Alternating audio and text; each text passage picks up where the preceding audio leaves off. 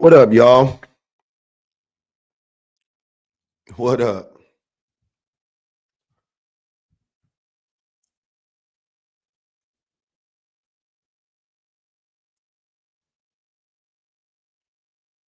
What's happening?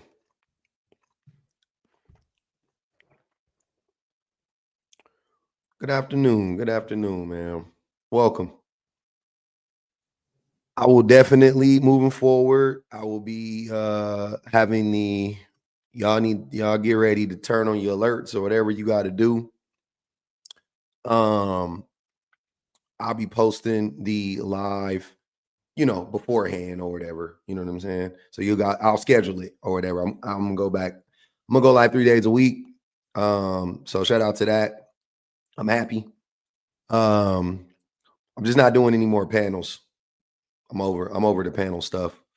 I'll do podcasts, I'll do, whatever, but I don't want to go live I don't want to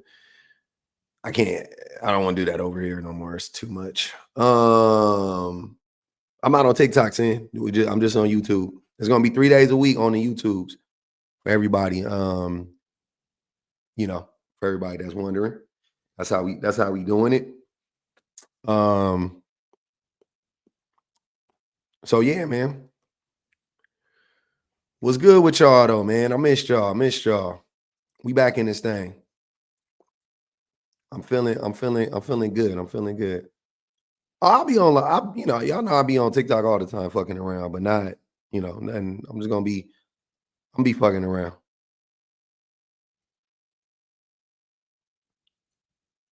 But we in this thing.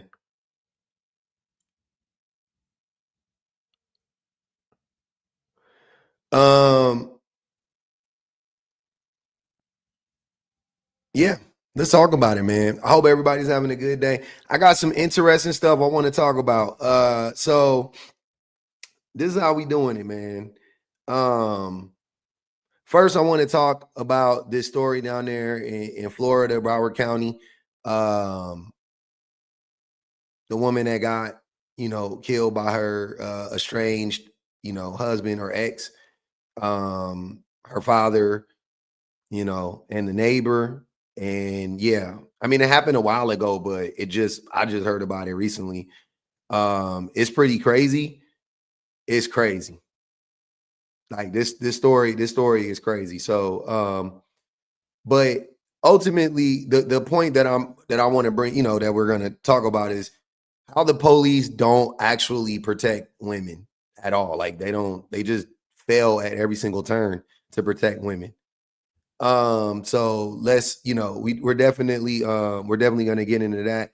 Also, anybody that has super chat questions, I'll read it at the end of the segment. That's how we're going to do it. So if you super chat anything and you want me to read it, I will definitely read it at the end of each segment. Right. So I'll give everybody like a chance to respond to what, to what I'm talking about. You know what I mean? Because I'm sure people won't want to respond. So you can definitely just send in the super chat. Definitely support the live, keep the live alive, all that good stuff. And ask your questions, make your comments, support, whatever, like, share, subscribe, all the things. And yeah, we're gonna keep it going. Now let's get into this because it's a lot. It's a lot to talk about. So Domestic violence is so bad that you do everything right. You play by the book. You tell the court that you think your husband, Nathan Gingles, is trying to murder you and will probably murder you before the lease is up on your house in February. When you plain out lay it out like this and you still get murdered, I swear the system has failed you miserably. By now, you've probably heard this story before. Mary Gingles died on Sunday after her estranged husband, whom she was divorcing, stormed the house where she lived with her father, David Posner, shot him on the head while he was having coffee, and then proceeded to follow Mary while the 4-year-old Serafina watched the entire thing. Imagine the panic, the frustration. Mary had just seen her father shot to death outside in the patio of her home. As she knew would happen in February, she knew that her husband would come and kill her. So she went outside. She knocked on neighbors' doors, just trying to get some help for her and her daughter because she feared that he would also kill her daughter. And she knocked on the door of her neighbor Andrew. And guess what happened? Nathan shot them both. 3 people lay dead because this turd was somehow not in prison. He then proceeded to take 4-year-old Serafina with him, kidnapping her, issuing an Amber Alert while authorities tried to piece this whole thing together. They didn't know that she had just been shot. They just knew that this little girl was missing. He was later found at a Walmart, and he is now where he belongs, in jail. But this little girl is now left motherless and in the foster system. This has been one of those cases that just completely enrages me because Mary had just filed for a restraining order not even a month ago, in which she wrote a handwritten note to the court telling them how much she has heard from her daughter that this man tried to kill her. Here she said that her daughter had asked her, "Daddy just wants to kill you. He just wants to make you die." Here it is again. Because of Nathan's psychotic behavior, his multiple threats, his drug use, his multiple and many silenced firearms, and my impending divorce action, I am afraid Nathan will kill me and my daughter. In the end, she sought a restraining order from Nathan twice, and she received it. But in the end, it's just a piece of paper. And a piece of paper doesn't protect you when the person who wants to kill you doesn't care about anything else. I think he is aiming to kill me while he has access to the rental property where I reside, she wrote. Mary had witnessed Nathan drugging himself with Adderall. She knew that he was heavily armed, and she said it in the petition. She said he has already taken steps to prepare to murder me, but is waiting for the opportune time. I think it is likely that without a restraining order, he will attempt this before the lease is up at the end of February. Her letter to the court was so detailed, she even wrote about a song that he had been singing, a made-up song about how he was going to kill the mother and get away with it, and how nobody would find her body. How many times did this woman have to tell the courts? How many times? In late December, she reported to the sheriff finding stashed in her garage elements of what would be or what could be a murder kit: plastic gloves, plastic wraps, zip tie restraints, crushed white powder, shoe and hair coverings, and a note: air embolism, psych medications, waterboarding. She noted he had access to syringes for injecting testosterone. I think she meant air embolism, right? When you, I think like when you inject somebody with air into their veins, I think that's what he was trying to do. I think it is imminent that he will attempt to murder me. The incompetence in this case has been such that 5 Broward sheriff deputies have been put on administrative leave while there is a pending investigation into this tragic case. How much a mother can come and tell, like, she spelled it out. She knew when it would happen. She knew how it would happen. And yet it happened. Why? Why does this kind of thing happen? So infuriating, the level of violence that this woman suffered to her last breath. The only good thing about this is that he didn't also kill Serafina, his 4-year-old daughter. I am so sad about this. I'm so enraged with this case. And ladies, the only thing I can say is maybe had she been armed, this wouldn't have happened. If maybe she had left, but I don't know. Like, the questions are so many. She did everything right, and yet she is now dead. And her daughter is motherless. Goes to show that the time he kills you is not the first time he tries. Oh man. So, okay. So first and foremost, there were a lot. I mean, like, it was a systemic failure, right, from top to bottom. I don't know. I understand the purpose of putting a man on a restraining order, but it just seems like most of the time it just emboldens the man to become more violent and to escalate things. Maybe not most of the time, but often, far too often. So that's amazing. Like, that's like the first thing. It doesn't have the intended effect, to say the least. But he was stalking the hell out of her. He put tracking devices on her car. I mean, it was wild. Like, she saw it coming, and it was like a slow moving train, like just coming down the tracks, and she like couldn't get out of the way, and nobody would help her. You know what I'm saying? That's very frustrating. Very frustrating. Like I said, everybody, just so you know, if you got any questions, definitely send them to the super chat. Comments, send them to the super chat. I will read them at the end of this segment, but I got a couple more videos I want to share with y'all because there is more. And I mean, thankfully so, there's more, to be honest with you. I ain't gonna even hold you. I'm happy. I'm happy there's more to this story, and it didn't end like that. You know what I mean? Because, you know, that was a lot. But the system definitely just doesn't protect women at all. To save that woman's life. BSO Sheriff Gregory Toney is talking about Mary Jingles. His office failed to save her the morning she was murdered, and in the weeks and months before, when she alerted law enforcement to the danger her husband posed. From day one, going all the way through, failure to collect evidence, all these things that I think, had we taken the appropriate action, probably could have prevented it, but that's not 100%. The sheriff rattled off the firings and suspensions that came as a result. That's 6 terminations. 4 members will be suspended for 10 days.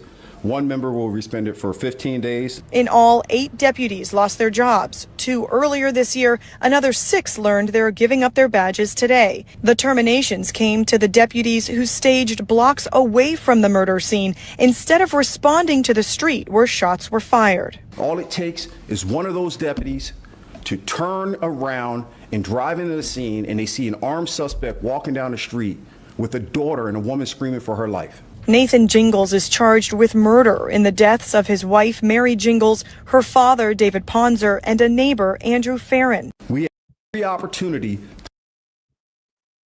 So they fired people. I mean, the police don't be doing shit usually in these instances. They make up every excuse, you know what I mean, possible. So they fired some retribution, took place. Some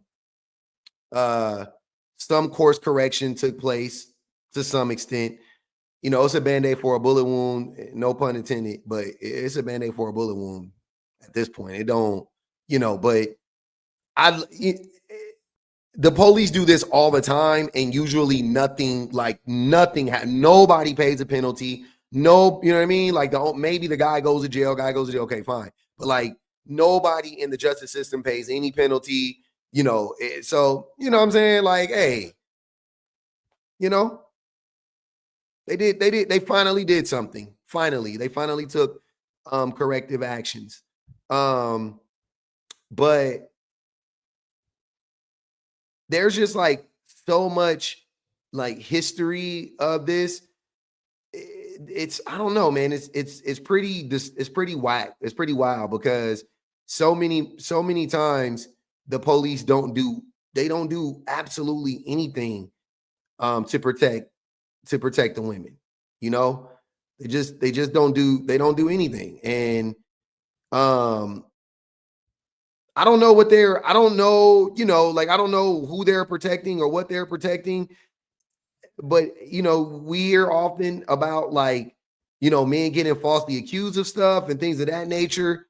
And then you come across instances where the police have like all the evidence in front of them and they don't do any, they do nothing about it. So it's like, are you guys, you know what I mean? Like, you guys trying to convince me that that women are taken seriously, or because I don't see that. I'm not seeing that at all. Not one bit.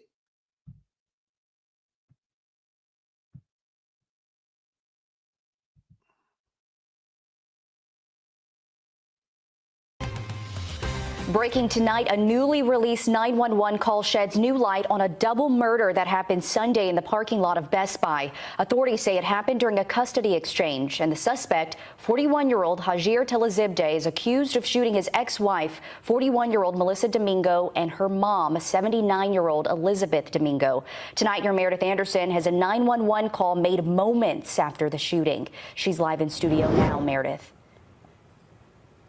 And the person who made that call might surprise you. It surprised me.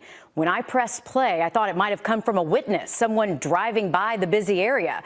Instead, the person who called is the person deputies say pulled the trigger. 911, what's the exact location of your emergency? Best Buy parking lot. The call only lasts about a minute and a half. Okay, tell me exactly what happened. Please send ambulance. But it appears to come from the suspect in the double murder. He admits he shot his ex-wife. Yes, sir. Tell me exactly what happened. I was in fear of my life. I fired one round. But he tells dispatch she fired first. Now keep in mind, this does not match the narrative from Richmond County deputies. Please send ambulance. And, Okay, sir. Has anyone been shot? Yes. Okay. My ex-wife opened fire. Okay, but has anyone been shot? Yeah. I only fired back once. Her mom tried to stop her. I just ducked. So please help us.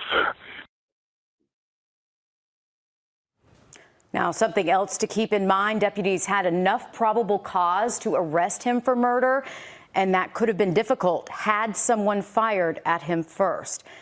And I do also have to point out, I was standing here, same spot on Monday, playing parts of another 911 call.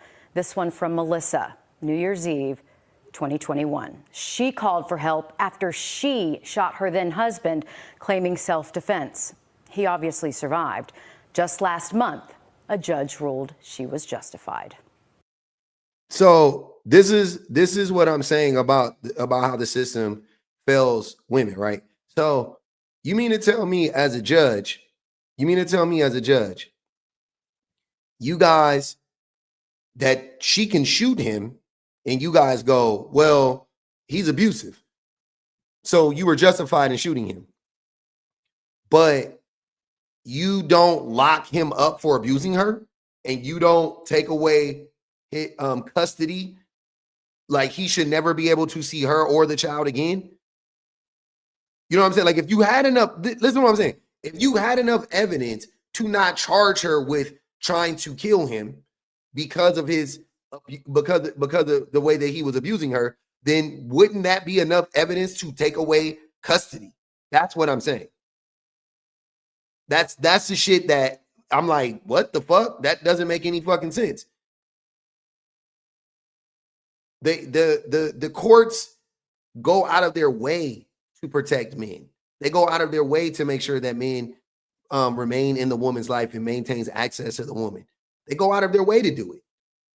That's why it's so frustrating to listen to men like lie all day and be on that like, oh no, man, like the women weaponizing the court system against me.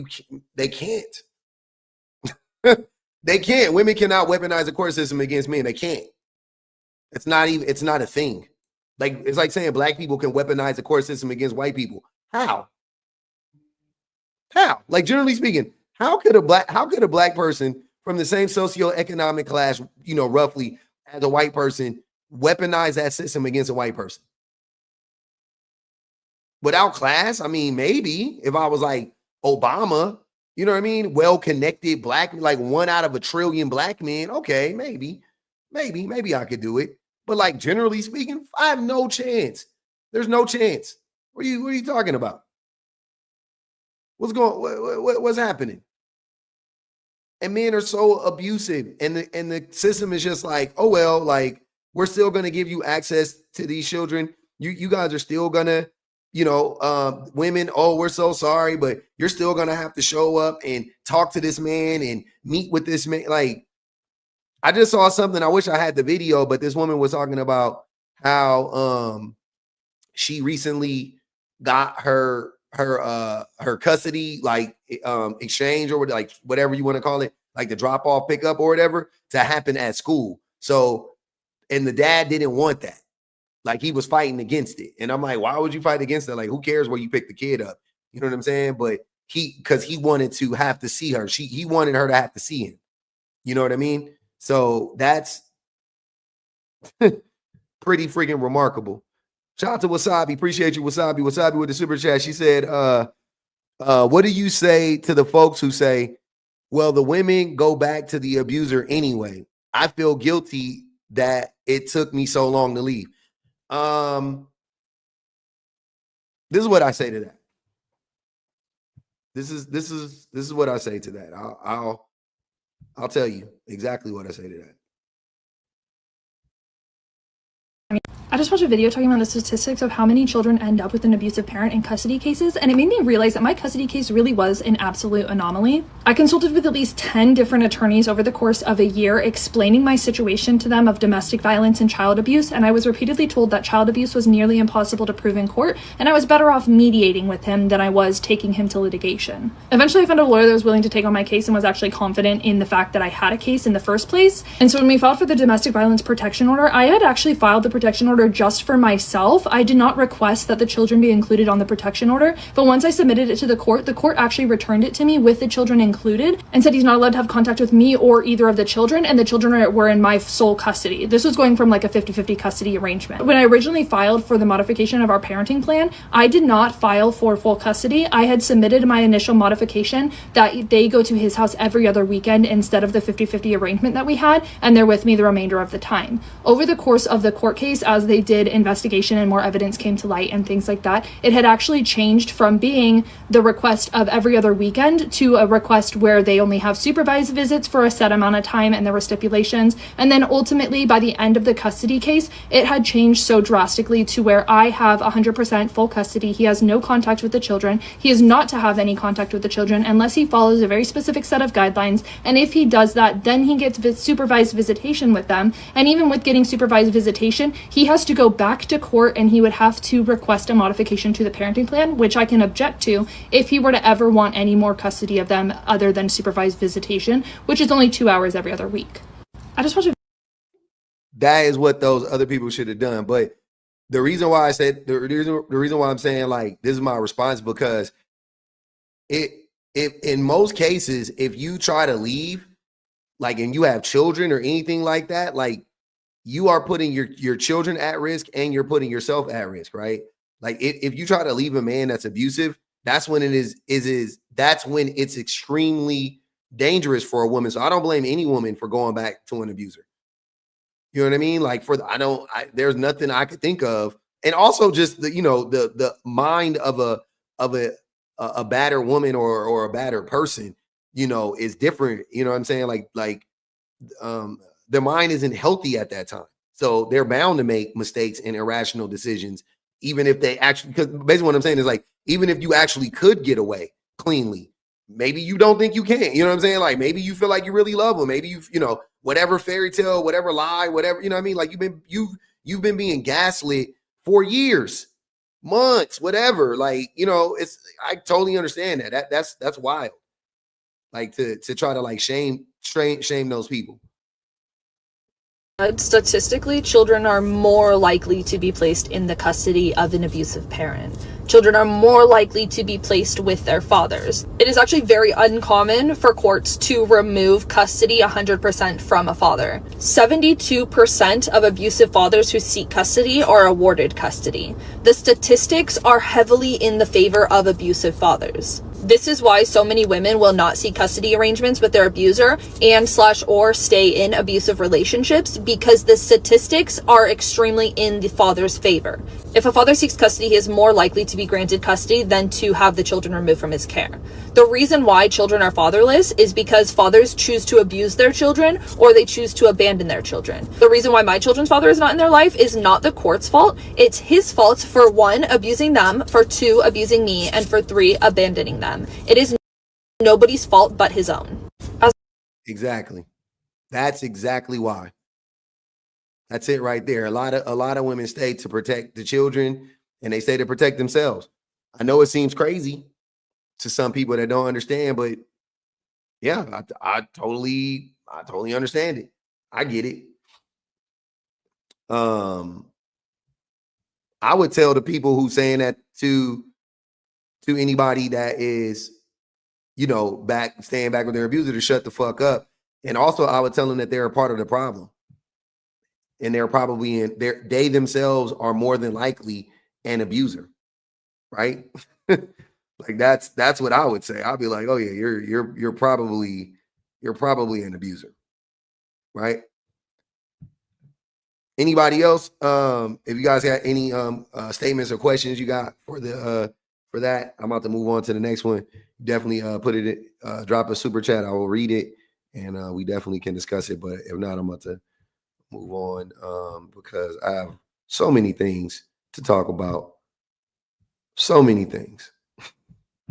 So many interesting things to talk about. All right, where are we at? I don't know how the hell that happened. All right. Left my narcissistic. Now let's move on. Let's move on to NarcTok. NarcTok is very interesting to me. I'm all on it. I don't know, 7 days a week, probably an hour a day minimum. NarcTok is a very interesting place, but I came across this video recently. I was sent this video actually, but whatever you want to say. But this right here, when you listen to this, trigger warning. After I left my narcissistic abusive ex, he did the lowest thing imaginable. He took the most private, painful story of my life and sent it to my parents in a group text. I had been sexually assaulted in college. Very few people knew because it was my story to share in my own way, at my own time. But instead of respecting that, he ripped it from me and he used it like a weapon. And here's how he did it. About 3 days after I had left him, after I stopped responding, after I had filed a restraining order, he put it in a group text with my parents. He wrote, "Did you know that she was raped in college? She probably never even told you, did she?" Like he was exposing some deep, dark secret, and not to support me, not to help me, but to humiliate me, to blindside me, to make my own parents question me. Because that is what happens when a narcissist weaponizes your secrets. Suddenly the narrative isn't about them being a piece of shit. It's about you. It's about how you hid something so big. It's about how you must not be credible. That's the strategy. They flip the spotlight. They know that if they can make people focus on you and your pain, nobody's looking at their abuse anymore. And my parents were supportive, of course, but they were also hurt that they had to find out something so deeply personal about me in that way. Not from me, but from him, in a group text meant to blindside them and me. And that's exactly what he wanted, to shift the focus from his behavior to my silence. And if your secrets are ever used against you, please hear this. You are not less believable, you are not less worthy, and you are not to blame. Your stories are still yours, no matter how ugly they try to twist it. And the real way forward isn't to fight them for control of the narrative, it's to stop feeding it. The less energy you give them, the less power they have. Y'all, that type of stuff right there, like the things that I hear women talk about that men do, I'm like, that's why that's why I'm on NarcTok. Like I don't understand the depths. You know what I mean? Like I've never experienced it. From, you know what I mean? Like I've experienced narcissistic abuse, don't get me wrong. But I'm saying like not in an interpersonal relationship with my partner. I've never been on the other side. I've never been with a narcissist. I've never dated one. I mean, I'm, you know what I mean? Like, not in a committed, I've only been in 2 committed relationships since I've been an adult. But even just women that I, you know, whatever, you can even say we had like a short-term relationship or whatever. Never. I don't even know what that, I don't know what that feels like in a relationship. You know what I mean? So I can't really understand it from that perspective. But again, I've felt it from parents and, you know what I mean? It's just like older people in my life, you know, definitely I've been a victim of narcissism, narcissistic abuse. And when I hear the stuff that like this, like these types of stories, I'm always like more like, what the fuck? Like, who would even think to do that? You know what I mean? Like, why? Like, oftentimes I think that's my initial thought is always like, why would you do that? Like, how did you even, you're like an evil genius, and I don't want to give him any credit, but like, I couldn't imagine. Like, why would you do that? It doesn't even make sense to me. Like, I wouldn't want to tell anybody that. You know what I mean? Like, I wouldn't want to, I don't want to be the person to break that to anybody. Even if it happened to me, like, I don't want to tell anybody that shit. That's crazy. That's a whole new level of depravity for me. So, or to me, I should say. So yeah, that's, man, that's crazy. Just crazy. Just wild stuff. Wild stuff every day. The narcs be narcs. Arrested when my daughter was. My abuser got me arrested when my daughter was 6 months, and I spent a night in jail in Chicago while I was breastfeeding. And I remember standing at the top of the stairs listening to the police tell him, if you just want a police report for a paper trail, just go down to the station on Monday. You don't have to do this. And sure enough, I thought I was in the clear, but nope. Today I had an opportunity to press criminal charges, ask for a fine, ask for jail time, or contempt for my abuser. And when the prosecutor... I ain't gonna hold y'all. I ain't gonna hold y'all. I ain't like this. This is her plight. This is her story. Me personally, it's up and it's stuck. But this her. So let's, yeah. But I'm just gonna prepare to get upset a little bit. And the judge went back. I could hear God saying, you don't seek vengeance anymore. You are healed. You seek accountability. And when they asked me what I was seeking, I simply said accountability. When I walked out the courtroom, I realized that him having to wake up every day and face the current state of the reality of his life is enough punishment in itself. You see, for years when I was with this person, I experienced what's called reactive abuse. And it's when someone does something to trigger you or provoke you, and then you react. It's all about gaslighting you. And I didn't have the terminology back then, and so it really played a role into my identity. But today I got to mindfully react, and I didn't give in to the narrative that he would try to say I would do. I wasn't the bad person that he has tried to portray me as. And he may never get the revelation of what really happened today. And he won't. Accountability will never be had. He will never have the revelation, and I think he got off easy. Personally, I think he got off. I think he got off easy. Personally, I think he should have.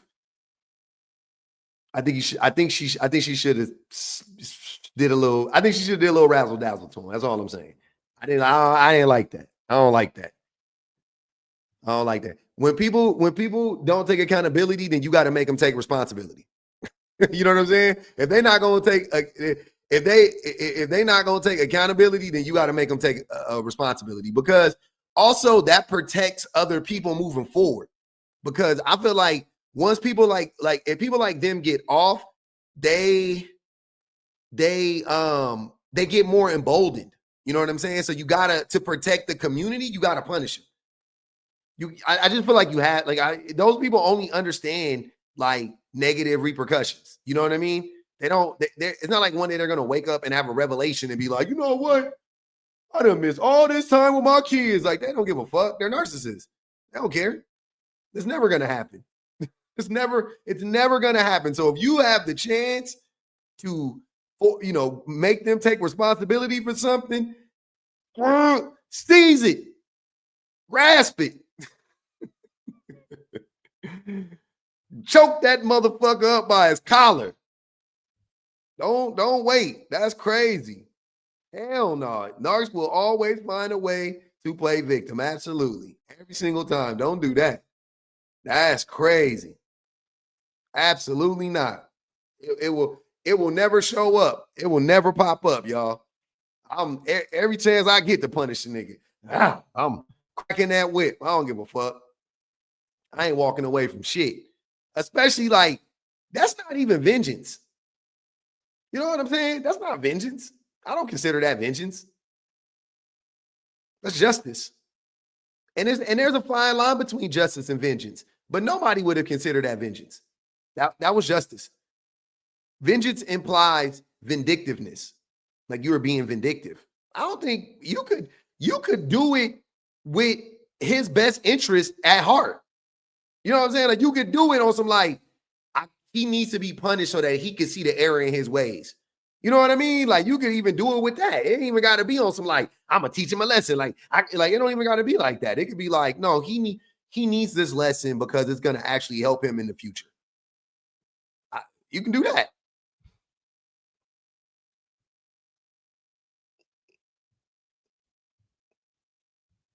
At this point,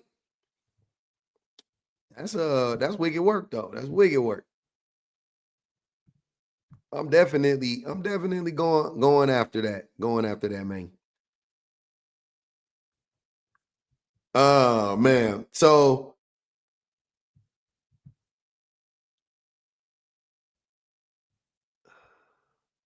let's see. So definitely, like I said, if you guys have anything you want to add to the conversation, super chat, definitely I'll read it. But if not, I'm gonna move on to the next topic because I think the next topic is very, very, very funny to me. It's very, very, very, very hilarious. Very hilarious. Okay, so in light of all the events that just happened, surrounding the assassination of Charlie Kirk and his killer and all that, there's alleged killer. I just thought this was very interesting. I thought this was very, very, very interesting. There's actually a lot in this story. Oh man, like it's almost like a where do I begin with this? But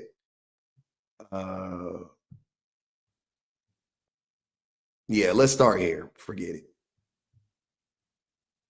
We'll start here.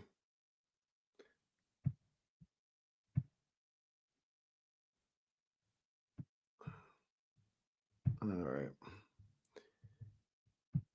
First and foremost, the scientific research paper that some Gen Zs might be interested in is homophobic associated with homosexual arousal. This was published in 1996, so a long, long time ago, okay? And basically, the researchers were investigating the role of homosexual. Not too much. 1996 wasn't that long ago. Hold up now, youngin. Some of us was in high school. Sexual arousal and exclusively heterosexual men who emit negative effect towards homosexual individuals. Basically, they want to see if people who are homophobic get aroused through homosexual things. And here's how they conduct the study. So obviously, they wanted to know, do men who say that they are anti-gay, right, homophobic, actually feel more aroused when they see gay sexual content, even if they say they don't? Basically, they studied 64 men. Half of them were homophobic, half were not. And it was based on the study, right? They're probably like asking questions like, oh, fuck gay people type shit, and these motherfuckers be checking it, right? And then obviously the men were straight, or they say they were, right? Each man watched 3 types of content: straight sex, lesbian sex, and then gay men sex. While watching, the researcher measured the physical arousal using a device that tracked erections, essentially measuring the growth in the circumference of the meat. as these men are watching these 3 types of videos, okay? And here's what they found, right? Both groups were aroused by straight and lesbian videos, but here's the twist. The homophobic men, right, based on the survey, showed more arousal to gay male videos than the non-homophobic men, even though they say they weren't turned on. While the non-homophobic men mostly weren't aroused by the gay male videos. So the conclusion, based on the result of this paper, okay, this is not saying it's general, right? Obviously, based on the results of the paper, some men who say that they strongly dislike gay people might actually have an unconscious same-sex attraction. Their homophobic might be a way to hide or fight against feelings that they don't want to admit. So in conclusion, if you guys are gay with your boys, then you guys are the straightest of them all. It's based on that study.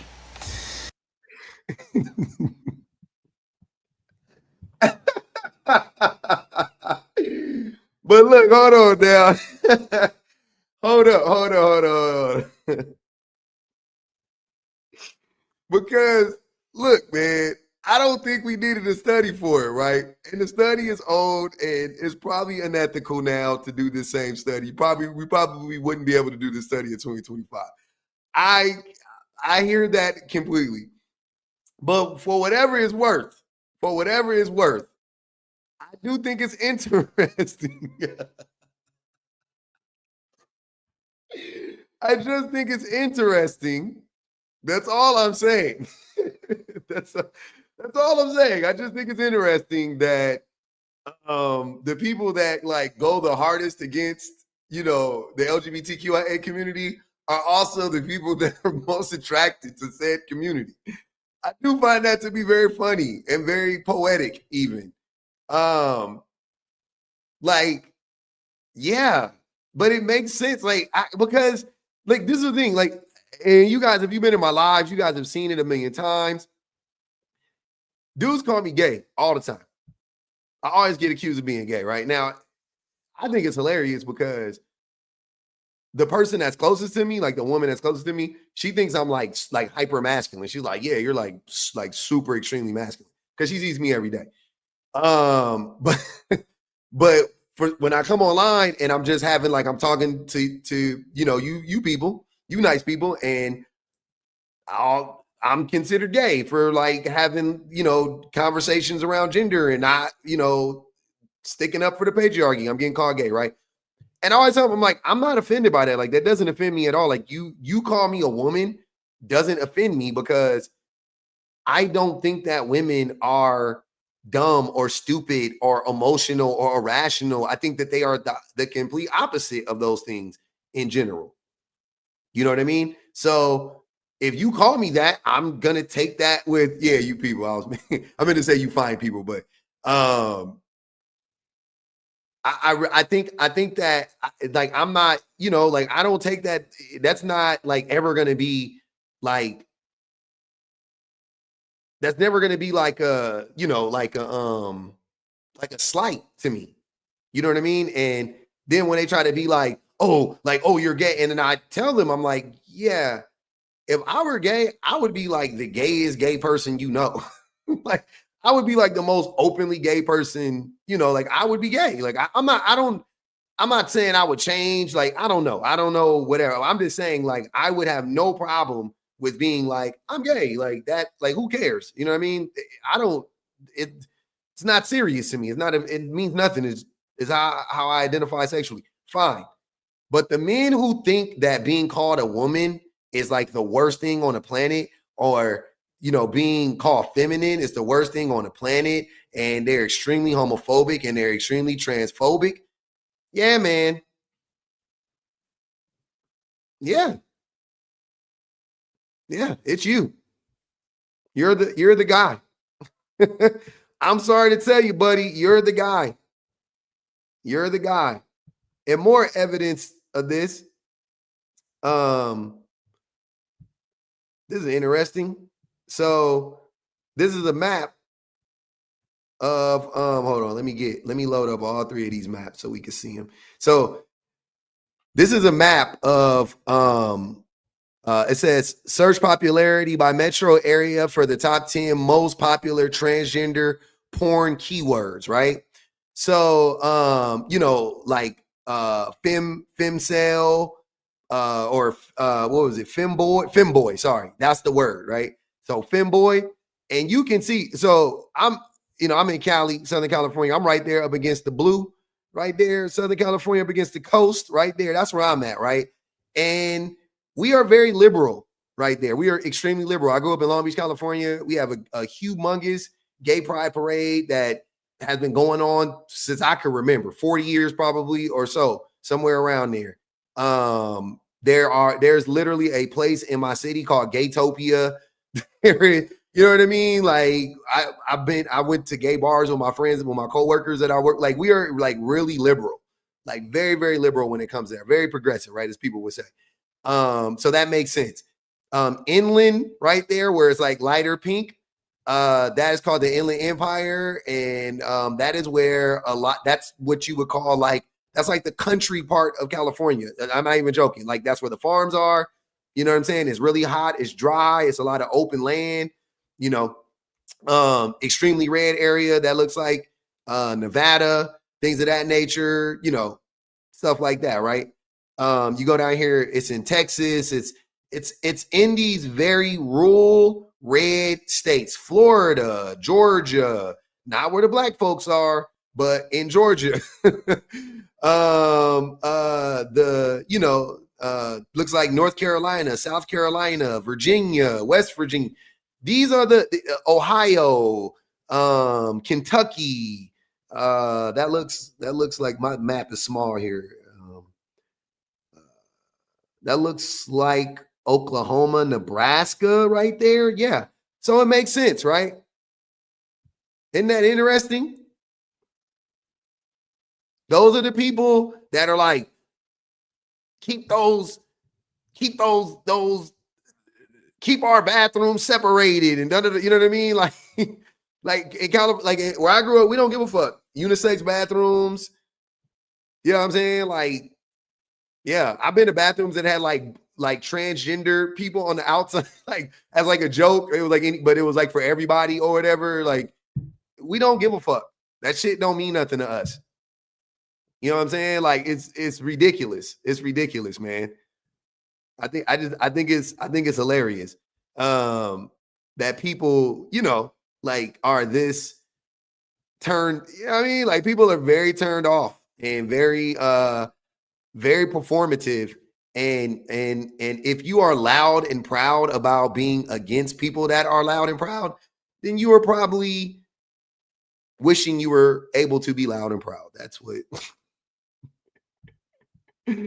that's what I get from that. Ultimately, you wish you could be loud and proud. Look at this. That suggests that the more Republican, and this is based on the 2022 presidential voting data, a metro area is, the more that area searches for transgender related boys. Damn, this shit is funny, man. Hey, this shit is funny, dude. Wow. Look at y'all. You guys are just living a repressed life.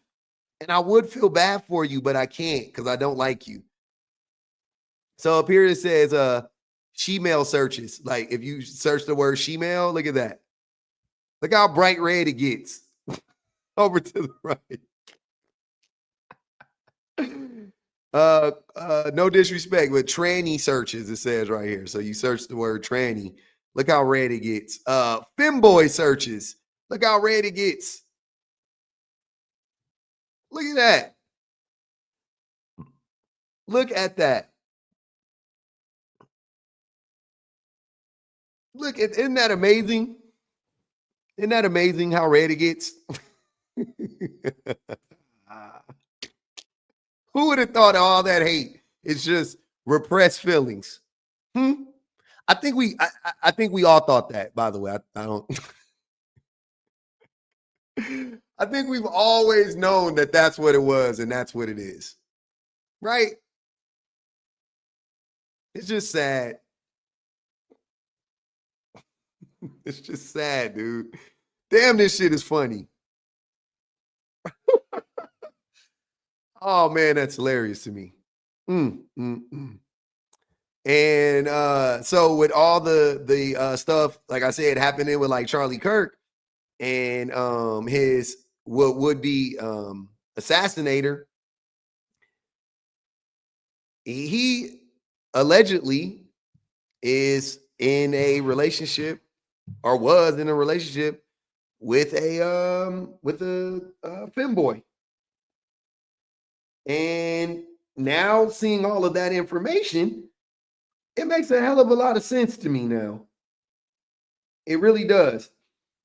I don't know if you guys have ever heard of like looksmaxxing and stuff like that, but when I saw that, I was like, oh yeah, these people are very strange. They have some very, very, very strange things are going on here. Very, very strange things. Let's get to the let's get to these videos because they're very, very. Oh man, it won't even let me do it actually. I'll have to let me just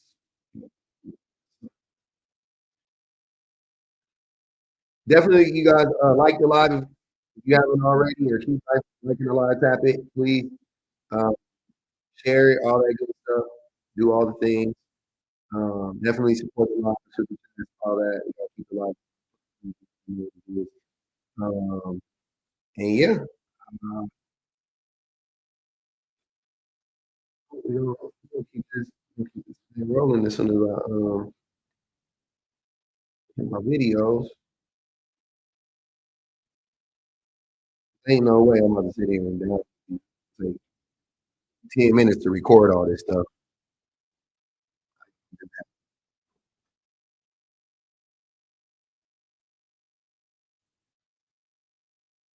Just don't have the time or the patience.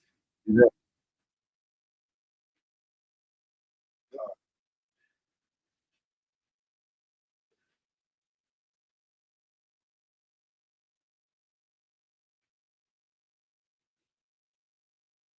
We got one video there.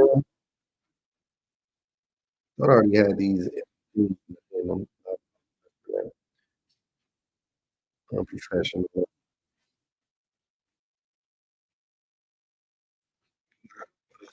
Could have swore.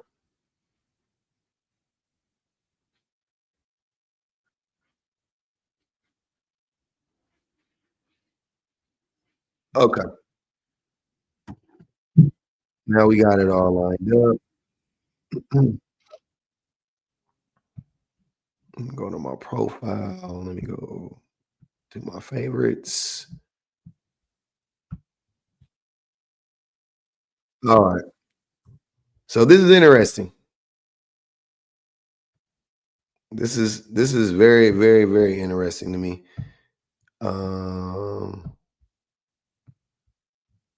right. I made a video yesterday talking about internet subculture, counterculture, and this whole world that a lot of people on the surface world don't realize is happening.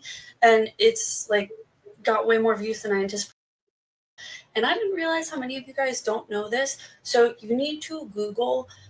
I made a video yesterday talking about internet subculture, counterculture, and this whole world that a lot of people on the surface world don't realize is happening. And it's like got way more views than I anticipated. Comments are blowing up.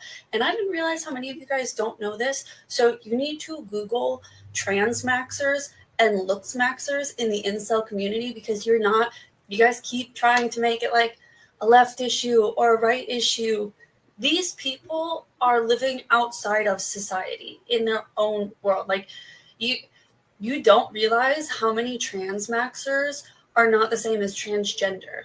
And like, that's going to be a huge thing if it turns out like that's what his roommate might be. There's this whole pipeline of incel into black pill content and looksmaxxing where you have to be a Chad to be a man. Otherwise, you fail at your performance as a man.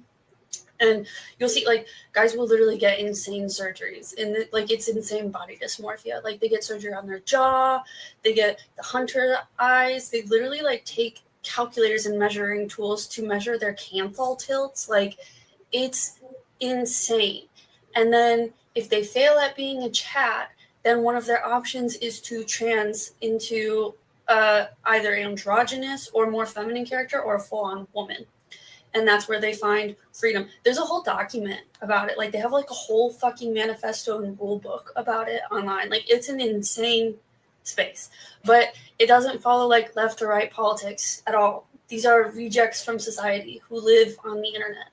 I didn't realize it had gotten this big because, unfortunately, I'm a normal person who gets laid. And I thought that these were just like fucking weirdos, weird kids in school that you just, whatever, who cares? Like, but I guess they have a whole society underground. And so, like, I thought this was like a smaller group, and it probably still is. Honestly, it's just getting more publicity because of the recent shooters. But like Tyler Robinson, the one from the Annunciation School shooting, the one from Wisconsin, like, they're all in this meme subculture group that doesn't have a political identity. It's not like, you're not going to be able to wrap your heads around it. Now, I do want to push back a little bit. They are right wingers. They are in the alt-right. Like, they are in that pipeline, right? Like, don't get, like, I hear what she's saying to a certain extent as far as like, maybe they wouldn't identify as a Republican and blah, blah, blah, blah, blah, and all that stuff. I get that. But they are anti-trans though. Like trans rights. They are anti-trans rights. You know what I mean? Like, so they are very, like, they identify, or they not identify, they support fascist ideologies. That's what I would say. Right? They're walking hypocrites, don't get me wrong. You know what I mean? Which that's why I showed all that stuff before, because it's like, you can be, you know, like, these people, they are performative. So on the surface, they're all buttoned up or whatever, but underneath, you know, these politicians, dude, you know, I wouldn't be surprised if you ripped off, which I don't want to, whatever, the image is terrible, but if you ripped off Donald Trump's suit at any given time, I wouldn't be shocked if he had on like lingerie underneath. You know what I mean? Like, that's not, I wouldn't be like, oh man, I didn't see that coming. Like, full on lingerie. Like, I would not be shocked. I would not be shocked if you ripped off JD Vance's underpants and he had on like a fucking garter. You know what I mean? Like, the nigga had on like he was dressed like a goddamn sexy maid or some shit. Like, I wouldn't be like, that's crazy. I would be laughing. I would be like very much cracking up, but I wouldn't be shocked by that. You know what I mean? So to me, it's not, you know, saying that they don't have any political ideology is not true. I disagree with that. I think I think she's underselling it and underestimating it. It doesn't follow, like, I'm going to keep calling it the surface. It doesn't follow the rules of society up here on the surface. It's got its whole underground playbook thing. You have to, like, you're going to go down a whole rabbit hole, but like, Google transmaxing, looksmaxxing, go down that, like, black pill content, Chad content, like, it's fucking insane. But I know way too much about Chads, black pill, looksmaxxing, trans. Like, I know way too much about this stuff. Like, I shouldn't know about I don't want to know about it, but I know about it. Like, I did like at least 2 or 3 videos on looksmaxxing, like probably like 6 months ago or more. Looksmaxxing is the weirdest shit I've ever heard of. And I talked about it in the video, but my son was doing it. My son was doing it. Like, my son loves to chew chewing gum. Doesn't really matter the taste. I clocked that recently because the chewing gum he be chewing sometimes be nasty. It ain't like he always want to chew like Bazooka Joe and all that shit. But so he wanted to get a stronger, a more defined jawline. You know what I'm saying? He's 9. I'm like, bro, you got baby fat on your face. You're good. You're super cute. What are you talking about? But anyway, so he I found out that he like got that, and my son ain't on Reddit or none of that shit. He watches like YouTube videos and is on the game. What's that game? The one with the pedos on it everywhere. Roblox. He's on Roblox and YouTube, right? And he's like chewing gum to strengthen his jaw so that he can have a jawline. And I'm like, dog, like you are like your jawline is fine. Like you know what I mean? We don't know what your face is gonna look like yet, but whatever it's already cute. So don't worry about it. You're good. And he, but he wanted to chew gum all the time. And he like told my wife and I what it was. And we like kind of laughed it off. And then it came full circle for me because then I fell into the whole like rabbit hole of incel and black pill and looksmaxxing and where that shit came from. And I was like, what the fuck? What is this? Like, what are you guys doing? I got called a super Chad on a chat like a year ago or two years ago now. And I will never forget it. And then I got called like a Chad like a bunch of times after that. But the first time I got called a super Chad, this dude was saying like, I couldn't relate to him because I was a super Chad. And I was like, what? He was like, super Chads never understand. He was so fucking mad at me. He was so upset with me. He was like, never trust. Like, I swear to God, I'm not, you guys think I'm playing. That fool said, never trust a Chad. That's what he said. Those are his words. I was like, what are we, how did we get here? What happened? What do you mean? Chad, super Chad, apparently a super Chad is like an attractive dude. And I was like, okay, I mean, that's a weird way of saying you want to hunch me, but what the fuck? How did we get here, my brother? How did we arrive at this place where like I'm being demonized or you claiming that I can't relate to anything you're saying because you think I'm attractive? Like it was the wildest shit. And then I've had dudes just be like, oh, because you a Chad, you don't understand, pub, you're a Chad. You want to see it in the chat. Dudes be typing it in the chat like you're a Chad. I'm like, I'm not. First of all, I'm not. Secondly, what? Why do you act like my life is so different than you? Like, what are you talking about? I've been rejected by women. I just didn't crash out. Like y'all really they just try to make excuses for every fucking thing. Like you have a jawline. That's why you having your way in the world. Like, first of all, I grew up dirt fucking poor, bro. Like give me the face of a person that is really easy to draw versus my face and give me some money growing up. I'll take that any fucking day of the week. I would have been just fine, bro. Like you guys are fucking scary. You guys are scary. You guys are nuts. Appreciate you saying Sensei, you're such an inspiration. Keep up the good work. I'm trying to. And we got shout out saying she a member. I love that, man.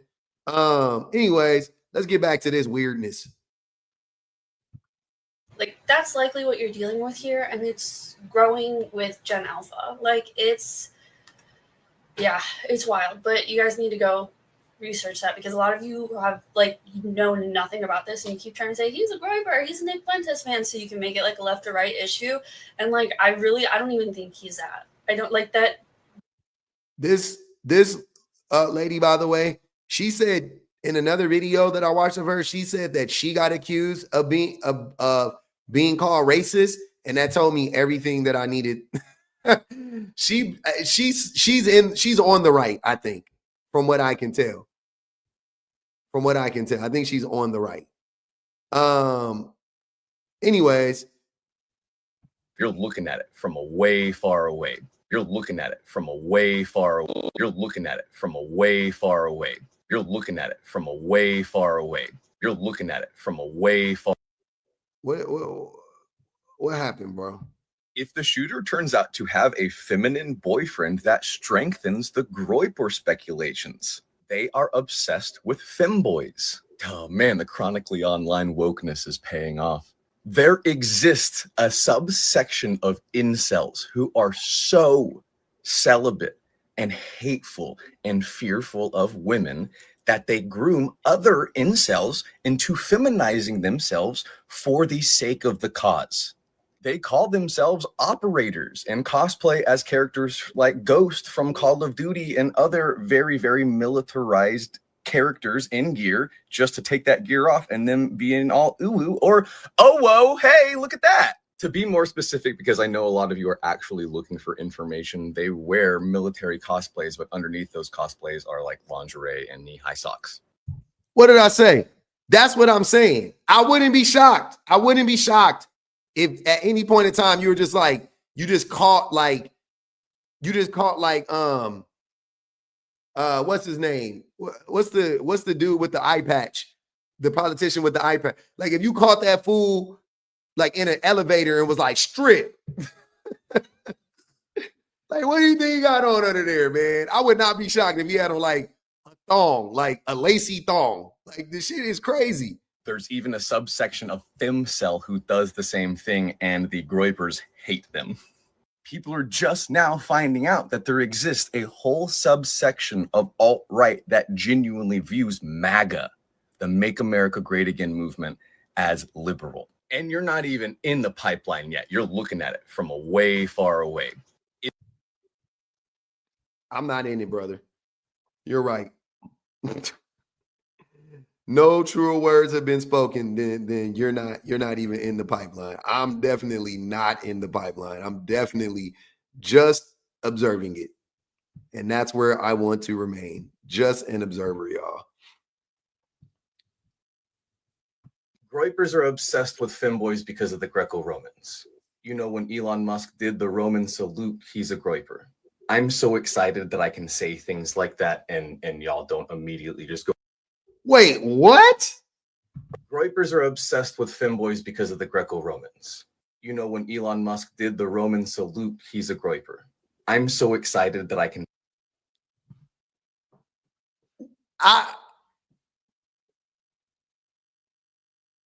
Hold on, y'all. Give me a second. I want to believe that Elon Musk, because two things can be true. First of all, he could be a Nazi and a groyper. But I want to believe that he was doing the Nazi salute. But he said he was doing the Roman salute. Okay, let's run with that. If he was doing the Roman salute and that, what? He's a groyper. And if anybody would be a groyper, it would be Elon Musk. Like, Elon Musk would be the king of the groypers. You know what I'm saying? Like, that's crazy. Oh, man, that's amazing. Say things like that and y'all don't immediately just go, this, what?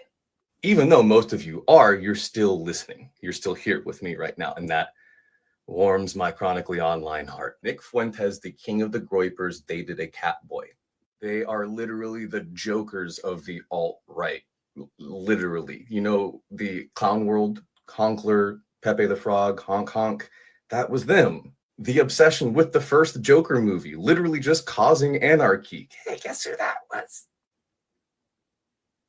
This is why I say it's one of the least punk things to just have sheer anarchy, just violence. Look, I'm gonna keep going. I've been talking about this stuff for years, but I need y'all to pay attention. I need y'all to ask the questions. I need you to bridge the gap between me and you and your family and your coworkers and your peers. I'm too woke. I always have been. I'm chronically online. You guys have to do the work.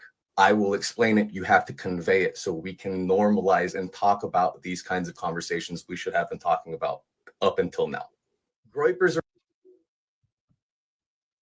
Y'all, if this shit isn't crazy, and by the way, another thing about Elon Musk is he is also a looksmaxxer. Is he not? Again, I did a whole video on looksmaxxing, and Elon Musk was a prime example of looksmaxxing. He's an attempted looksmaxxer. Go look at Elon Musk when he was 30 versus Elon Musk at fucking 48 or 52, however old he is now. He looked older when he was 30 than he does now. That actually, wow. So this is just all like we're suffering because of some like homoerotic fever dream, right? We're like all going through this like terrible reality because powerful white T men are like having like a homoerotic fever dream. Wow. A looksmaxxer is a person that tries to maximize their attractiveness by doing things like because so I don't know if you guys ever heard of like the Ganache theory. I think that's what it's called, the Ganache theory. You guys could quote, let me know if that's right or wrong. But anyways, you know, it's like the space between your eyes and your nose and your chin and your lips and that ratio or whatever. They think that attractiveness is mathematics. It's mathematics. Like because they're not human, they're robots. You have to, you're right. Like once you understand it from that perspective, that these people are not human beings, they're bots, then it will make more sense. Because a human, like we know that there are people. Oh, the Fibonacci ratio. There you go. The Fibonacci ratio. Yes, the Fibonacci ratio. So you guys have so the way I said Ganache, I don't know where the fuck that came from. But anyways, so where the shit come for me, the way that I look at it is like this. There are people out there that on paper are more conventionally attractive than one person or the next person, but this person is more people gravitate towards this person and thinks this person is more attractive or more appealing or more sexy. But on paper, this person is more conventionally attractive. It happens all the time. It happens all the time because we're fucking humans. And there's just something about that person. We say that all the time. There's just something about that person. There's no fucking science to it. I'm sorry to tell you. There's no science to it. There's just something about that person. They move in a certain way. Their mannerisms, it's just something about her. It's something about him. It's something about them. It's something about they. I don't give a fuck, right? Like that shit happens all the time. But these fucking bots think that like it's a mathematical equation. They think like you can solve for attractiveness. Like you solve for Y or you solve for X. They think you can solve for attractiveness. And I'm like, you can't. The only way that you can be more attractive is, like really more, it's your innards, your insides. Your insides. It's ridiculous.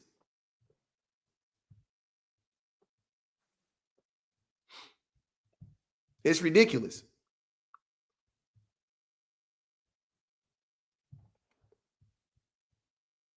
Yeah.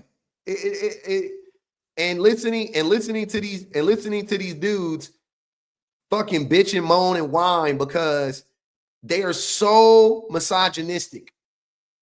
They're so misogynistic that they believe that women only want men for the attractiveness of a man. It doesn't matter that Danny DeVito was married. It doesn't matter that Danny DeVito was married for a long time. And his wife was attractive. It doesn't matter that one of the closest people to me is 5'5" and he's attractive and he's married to an attractive woman. It doesn't matter that, like, it doesn't matter. None of that matters. So many unconventionally attractive. It doesn't matter that Jay-Z is married. I know you go, oh, he's a billionaire. It doesn't matter. So is Beyonce. So you can't say it's money.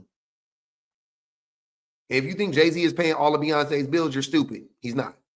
I almost guarantee you they have separate money is separate as fuck. I guarantee you that. Guarantee you that.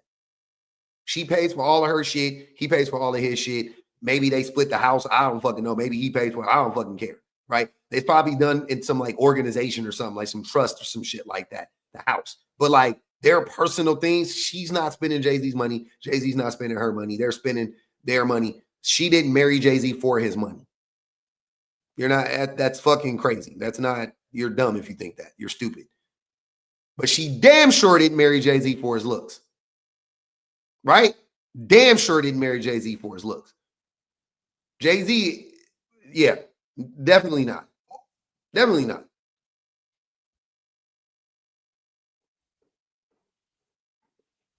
I for whatever reason, I don't know why I have no idea. We may never know what Beyonce sees in Jay-Z, but I know, but she is with that man, and it ain't for his money and it ain't for his looks. That's what I'm saying. But no matter what how many examples we give, how many anecdotal examples we give, you know what I mean? They don't care. They will not accept it. They just will not accept it. It's crazy. And I'm just like, what do you want? If all these guys are gonna do is just project all of their fucking shortcomings on us, we're fucked. You know, if all these dudes that have power and influence, all they're gonna do is just bottle all that shit up and then fucking like shoot it all over us, we're fucked because there's nothing we can do about that. There's literally nothing we can do about that as a collective. Because you can't convince them otherwise. Because they're so fucking misogynistic. And it's not, they think it's not that they've been rejected that makes them misogynistic. It's that they're misogynistic that they've been rejected. It's that they're misogynistic and they can't live their truth. And they can't live, you know what I mean? Like they can't live like how they want to live because of the patriarchy. But they can't reconcile that, so they blame everybody else for it. They blame us for it. You know what I mean? They're blaming society as a whole because they won't tear down the system that is oppressing them. You know what I mean? Like it's like, what the fuck? How? What did we do? What did we do? So we end up like 50 Cent on some like, what the fuck did I do? You know what I'm saying? I'm just waking up in the morning and it's like, fuck, you know what I mean? Like, fuck these people, fuck those people, fuck women. You know what I mean? Like, I'm like, where did that come from, brother? That's crazy. That's crazy. And you can't say, and that woman that was trying to say it's not political, it's crazy because those men are also extremely racist. I've listened to those men talk. I've listened to those white red pill men talk. All of them are extremely racist. All of them. Every single one. And I will tell you this. Every single white tea person that is racist is also misogynistic. You've never met a non-misogynistic racist person. You can be non-racist and misogynistic, but you can't be a non-misogynist and a racist. It will never happen. I promise you, it'll never happen. It'll never happen.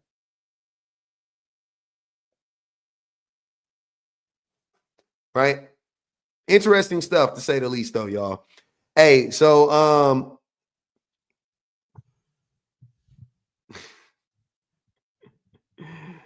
everybody started saying Chris Rock. Am I talking about Chris Rock? I wasn't, but yeah, he would be one of the first people to come to mind. Yeah. But I wasn't even talking about Chris Rock. But yeah, I didn't have anybody in mind, like in particular, but I just, because I met so many racist men and I met so many misogynistic non-white men, you know what I mean? That like, I can tell you that just off the bat. It's like, it's crazy. Yeah, it's ridiculous. It's ridiculous. But hey, y'all, that's the live, man. That's the live. Yeah, we just sharing information, man. I hope y'all have fun. Hope we all learn some. I learned some new things. I learned a couple, 2, 3 new things myself. So yes, I love that. I love it. I love it. What you mean? Y'all definitely like the live. Keep like the live, share the live, please. Like I said, man, 3 days a week, I will be live. Mondays. I'm gonna do Mondays, Thursdays, and Saturdays. Mondays, Thursdays, and Saturdays. Now I appreciate y'all. Don't worry, you missed a live. It'll be up. It's about to get posted right now. Don't even trip. You can watch it all over again. You didn't miss nothing. No more panelists. Nah, don't call the post. Just watch it, Tracy. It's the live is up. Go watch it. If you've been here the whole time, then you saw it. Then I'll be back on Thursday though. Please make videos on these transmaxers. You gain heaps of new followers. Hopefully, get to 100,000. Yeah, 100,000 is on the way. But transmaxers, okay, I'll make some videos about transmaxers because those people are weird. Oh man, first time seeing it live. Hey, I appreciate you, Keo. Appreciate you. You haven't been here in a bit. I love the support, man. Definitely.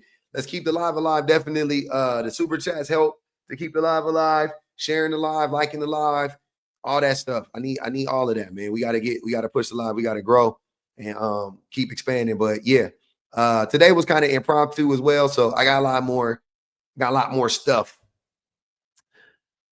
The panelists were just chaotic. Yeah, they were. You know what I'm saying? Shout out to the tappers, yappers, and super chatters, though, man. Shout out to the best minds in the business. Everybody, what you say? I'll never what? Pub never bring back fatty. Okay, don't worry. They won't. Oh, go check it out. I'm on 2 podcasts right now. I'm on Waving the Red Flag podcast. WTRF, y'all go check them out. Eddie, they over there, man. They doing good work. And I'm on Life Take 2 with Jenny. I did an episode with her last week, so definitely y'all go check those out. You know, new stuff. No arguing, just having some good discussions. And you know, I got a bunch of videos up there, got a bunch of content up there. Sorry, Portia. The video will be posted. It was fun. It was a good live. We had a good time. Definitely check it out.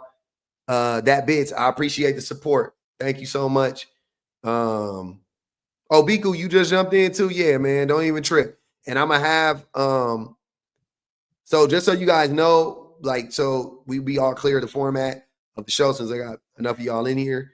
The way that I format the show moving forward, I'm gonna have my segments. You know, we'll have like a little warm up, little meet and greet, talk to everybody, whatever. Gonna get into it, have my segments. After each segment, you guys, like when you guys, I want you guys to, you know, get your questions in, make your comments or whatever, hit the super chats. At the end of the segment, I'll read the super chat. And then, you know, after I do my little closing thoughts or whatever, I'll read the super chats. We'll move on to the next segment like that. At the end of the show, I will bring up 2 or 3, you know, depending on how much time we have. I'll bring up 2 or 3 of the members. So anybody that's a member, you could jump up and you can discuss anything you want to discuss from the live. New members get priority. So if you are a new member that day, definitely I'm gonna bring you up. But everybody else, all my members, jump in the queue. I'll try to bring up as many of you guys as I can at the end of the show. And we can have a discussion about the show at the end of it, kind of like a decompression. Everybody that sends me stuff, I look at your stuff. I just haven't been able to do the videos on it. So this will be also a place for me to do that. I will be doing a lot of that content in the lives. So keep sharing it with me. I'll definitely be doing that. Here's the thing, Kelly. Here's the thing.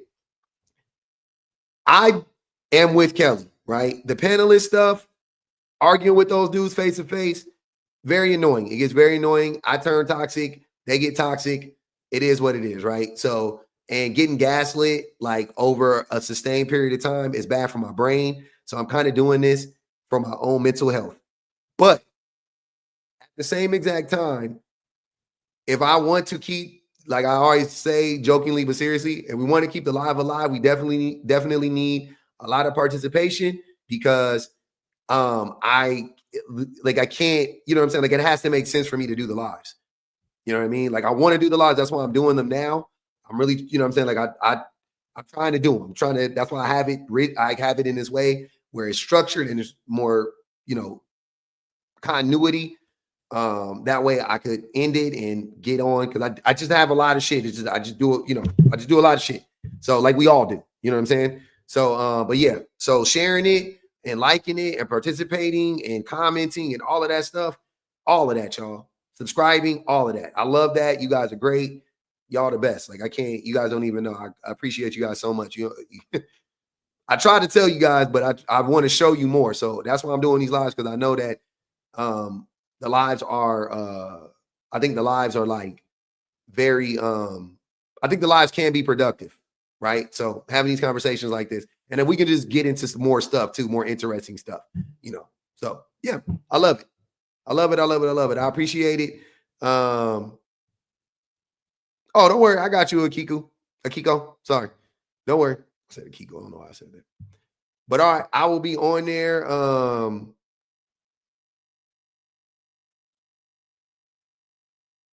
I appreciate y'all for real. I'll be back up on Thursday, 1 o'clock Pacific Standard Time.